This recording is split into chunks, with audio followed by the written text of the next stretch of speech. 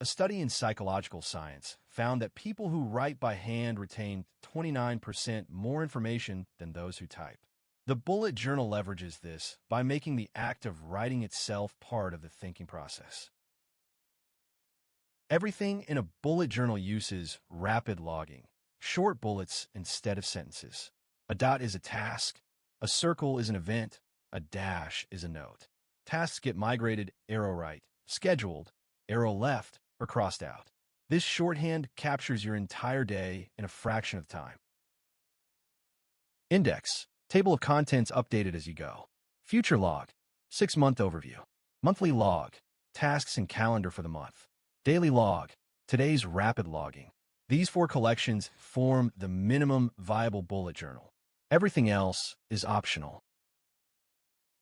At the end of each month, review every unfinished task. For each one, ask, is this still relevant? If yes, migrate to next month.